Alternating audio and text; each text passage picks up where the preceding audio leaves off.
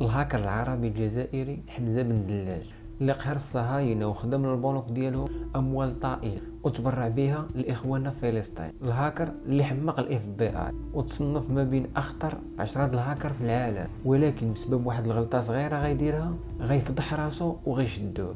اليوم غنعطيكم حقائق واسرار لاول مرة غتسمعوها على الهاكر المبتسم حمزة بن دلاج، وغنعطيكم فوقاش غيخرج بالضبط من الحبس. المهم القصه اليوم قصه واعره ما خصكمش تزقلوها خصوصا في هاد الظروف. المهم بلا ما نطول ندخلوا نيشان في الموضوع.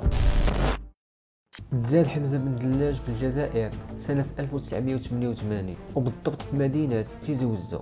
وحمزة بن دلاج كان كينتمي لواحد العائلة متوسطة. المهم ملي كبر التحق بجامعة زوار للتكنولوجيا، وفي عام 2008 تخرج منها كمهندس في الإعلام الآلي. المهم حتى لهنا كلشي مزيان، ومن المنتظر أن حمزة غيهز الدبلوم ديالو وغيمشي يقلب على شي خدمه في نفس المجال ديالو. ولكن هادشي كاع ما كان، لحقاش حمزة كان كيموت على شي حاجه سميتها البرمجه، وانه يجلس قدام البيسي بالساعات. وداكشي اللي كان حمزة غيزيد في التعلم ولكن ذاتيا غير في الانترنت، وغيدخل في واحد الدوره لتعلم البرمجه واللي دامت ل3 سنوات. ومن وراء هادشي حمزة بن دلاج غيتجه لواحد المجال اللي كيتسمى بالهاكر الاخلاقي. وهنا غتسولني وتقول لي شنو هو هذا الهاكر الاخلاقي؟ بكل بساطة الهاكر الأخلاقي هو أن الشخص كيدخل لمواقع الشركات المالية الكبيرة وكيبدا يقلب ويشوف واش كاينه شي ثغرة، وإلا لقى شي ثغرة كيتواصل مع المؤسسة المالية وكيعرض عليهم أنه يكشف لهم هاد الثغرة ويصلحها مقابل مبلغ معين ديال الفلوس. وهذا الشيء بالضبط اللي كان كيدير حمزة بن دلاج اللي دوز مدة في هذا المجال، وكان كيربح في كل ثغرة كيكتشفها ما بين 20 حتى ل 1500 دولار. المهم بقى خدام هكا. واحد النهار هو كيشوف واش كاينه شي ثغره في واحد البنكه فرنساويه وهو يلقى فيها واحد الثغره، بل والاكثر من هادشي ملي قلب مزيان لقى نفس ديك الثغره كاينه في اكثر من 200 بنكه حول العالم. وهنا حمزة بن دلاج رجع اللور وبحال الا طمع وبدا كيقول علاش غنوريهم الثغرات ونصلحهم وناخذ غير آلاف الدولارات، بينما الا استغليت انا هاد الثغرات فممكن نضرب ملايين الدولارات. وفعلا داكشي اللي كان، فضرب اكثر من 214 بنكه، فلوس وصلت القيمه ديالها حوالي 400 مليار دولار. 400 مليار دولار الخوت، ماشي 400 مليون. وفي هاد الوقيته بالضبط فين ولا كيحول فلوس للجمعيات كاينه في دول افريقيه فقيره ودول عربيه وجمعيات كاينين في فلسطين. وكان كذلك كيفتح حسابات في دول عده، وكان كيحط فلوس في هاد الحسابات البنكيه بملايين الدولارات. وفي واحد التصريح لحمزة بن دلاج قال لهم باللي كان كيضرب في عمليه وحده ما بين 10 حتى ل 20 مليون دولار. هذا المبلغ دابا وكيتعتبر كبير وكبير بزاف، فما بالك بشحال هادي. ومورا ما دازت مده الابناك اللي ضرب حمزة بن دلاج بداو كيتبعوا الفلوس وكيشوفوا الحسابات اللي تحطات فيهم، وبمساعده الاف بي اي والانتربول قدروا انهم يرجعوهم او لا يرجعوا داكشي اللي بقى من هاد الفلوس، باستثناء واحد الحساب كان مفتوح في تايلاند كانت فيه 20 مليون دولار ما تحركات. فهنا الاف بي اي تواصلت مع البنك في تايلاند وطلبت منهم معلومات على مول الحساب باش يتاكدوا واش ديك الفلوس ديالو ولا لا. وفعلا البنك عطاهم المعلومات الكامله على مول الحساب، ولكن المفاجاه هي ان الاف بي اي ما لقاو والو على الشخص اللي كاين في الحساب، من غير ان الحساب كيدخلوا له اشخاص من الجزائر والمغرب. ولكن شكون هاد الاشخاص الله اعلم. وهذا الشيء راجع لذكاء حمزة ملي شاف ان الحسابات الكثيره اللي كان حط فيها الفلوس بداو كينقصوا منهم الفلوس، قرر انه ما يلقيش داك الحساب اللي كاين في تايلاند حتى يشوف شنو غيوقع. وهنا الانتربول كانوا مريقلين حتى هما وخداو قرار انهم ما يرجعوش ديك الفلوس، ولكن بقاو دايرين داك الحساب في مراقبه مشدده.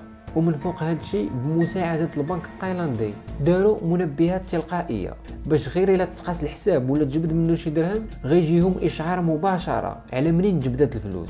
المهم في نفس هذا الوقيته بقى حمزة كيدير داكشي اللي كيعرف ليه، وهو اختراق الابناك وسرقه الفلوس منهم، بل ولا كيخترق حتى مواقع حكوميه في العالم كامل ومنها مواقع الكيان الصهيوني، بل قدر انه يسرق وثائق ومعلومات سريه وباعهم في الانترنت المودلين. المهم كان كيدير هذا الشيء وفي نفس الوقيته حاضر الحساب اللي كاين في تايلاند واللي كانت فيه اكثر من 20 مليون دولار.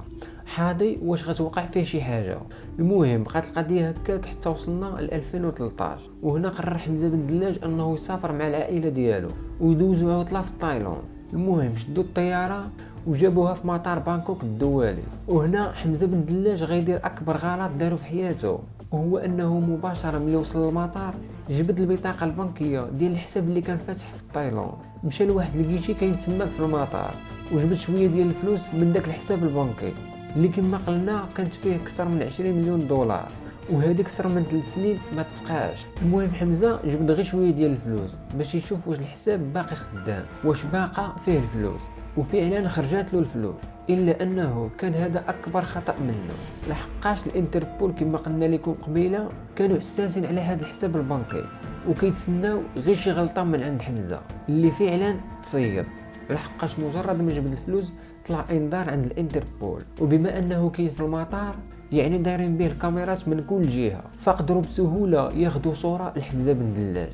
فحتى لهنا باقي ما كيعرفوا عليه والو من غير تصويرته اللي فرقوها في كل بلاصه. وهنا غيبدا البحث على حمزه بن دلاج، فخلاوه حتى سال الفاكونس ديالو، وملي كان راجع بحالو للجزائر تعرفوا عليه وقبضوا عليه في مطار بانكوك الدولي. وهنا فاش غيخرجوا دوك التصاور ديالو وهو مبتسم. في البدايه حمزه نكر كاع التهم اللي توجهوا ليه، ولكن بعد ما لقاو عنده ادله واللي من بينهم بيسي وواحد كارت سيم كتخدم مع الاقمار الاصطناعيه، وهاد البطاقه كتكون غير عند افراد العصابات اولا اشخاص وازنه في المجتمع. المهم بعد ما غيتشد حمزه ب3 شهور في تايلاند غيدخل الانتربول وغيديوه للميريكان باش تتم المحاكمه ديالو اللي غدوم لسنوات. ملي تشد في 2013 حتى 2015 عاد غيخرج الحكم اللي غيدوم لمده 15 عام، ومن بعد غيديو حمزه لواحد السجن كاين في كاليفورنيا، ومن تماك غيحولوه لواحد السجن كاين في ولايه جورجيا. المهم ورا ما غيتحكم على حمزه بالسجن لمده 15 عام، حمزه غيقدم الطعن في الحكم ديالو، ولكن الطلب ديالو غتكون الاجابه ديالو هي الرفض. المهم ورا هادشي حمزه بن دلاج ولات عنده واحد الشهره ولقى واحد التعاطف خيالي في الدول العربيه، وزادت الشهره ديالو اكثر بعد ما انتشرت واحد القضيه كتقول بان الكيان الصهيوني طلب من امريكا انها تعرفوا على حمزه مقابل انه يخدم معهم ويساعدهم على تامين المواقع الحساسه، الا انه رفض وقال لهم كنفضل ندوز حياتي كامله في السجن على انني نساعد مجرمين. اما بالنسبه لفوقاش غيخرج حمزه بن دلاج من السجن فغنخليكم تسمعوا الاجابه من عنده. السلام عليكم. حبيت نقول لكل الشعب الجزائري شكرا من قلبي على كل الحب والاهتمام اللي قدمتوه لي من نهار اللي بانت القضيه ديالي. باذن الله موعد الخروج يكون في 26 ماي 2024 ولا قبل ان شاء الله، سا ديبون شي حاجه تبان هكا في الاعفاء ولا حاجه كيما. المهم الاخوان كانت هذه هي القصه اليوم، نتشوفوا في القصه الجايه. تهلاو.